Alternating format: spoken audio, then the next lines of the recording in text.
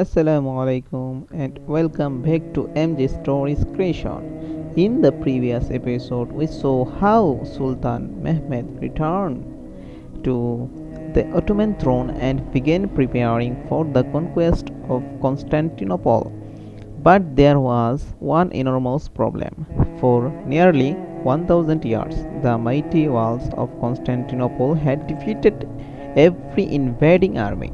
So the question was simple: how could Mehmed destroy walls that no ruler had ever managed to break?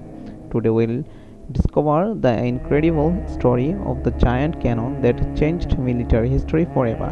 If you enjoyed Islamic history, don't forget to subscribe to MG Stories Creation. Now let's begin.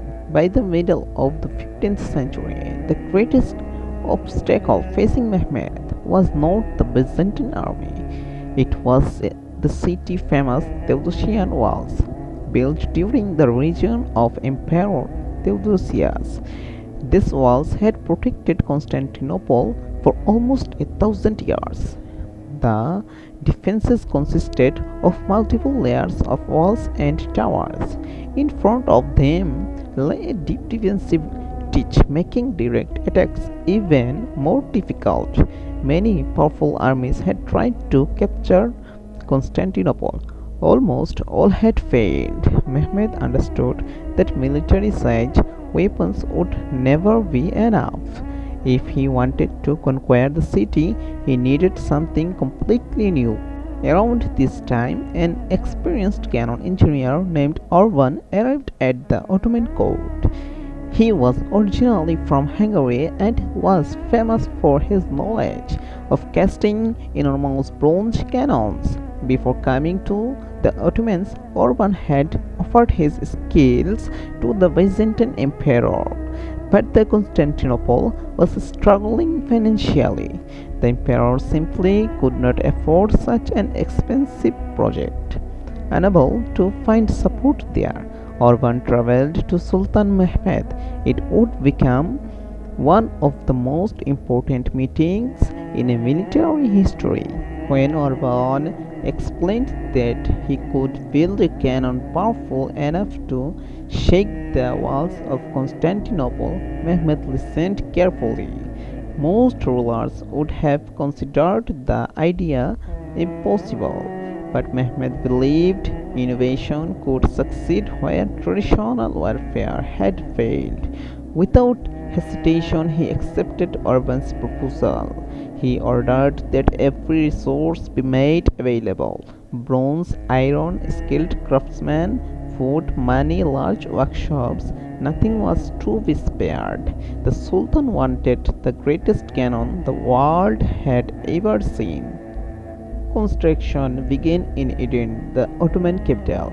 Huge furnaces were built to melt bronze. Day and night, blacksmiths worked with intense heat. Engineers carefully prepared enormous molds.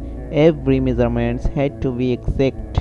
If the bronze cooled incorrectly, months of work would be lost. If the barrel contained even a small flaw, it could explode when fired. Thousands of workers participated in the project. The construction itself became one of the greatest engineering achievements of the 15th century. After months of work, the cannon was finally complete. It was unlike anything Europe had ever seen. The enormous bronze barrel measured roughly 8 meters in length. It was designed to fire massive stone cannonballs weighing hundreds of kilograms. Just seeing the weapon filled soldiers with amazement. Some believed no wall could survive such a blast. Others wondered whether such a giant weapon could even be fired safely. Regardless of the doubts, Mehmed remained confident. This cannon represented more than military technology. It represented his determination to accomplish what generations before him had failed to do. Before taking the cannon to Constantinople, it had to be tested. Outside the city of Eden, soldiers and engineers gathered.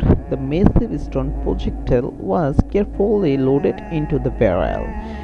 Gunpowder followed, everyone stepped back, the order was given. A thunderous explosion shook the earth, the sound echoed for kilometers. Smoke filled the air. When it finally cleared, the giant stone projectile had traveled an extraordinary distance. The test was a success. The world's largest cannon had proven it could fire. For Sultan Mehmed, this was more than a successful experiment. It was the first real sign that the legendary walls of Constantinople might finally fail. But building the cannon was only the beginning. A much greater challenge still remained. How could such a massive weapon be transported more than 200 kilometers across roads to Constantinople?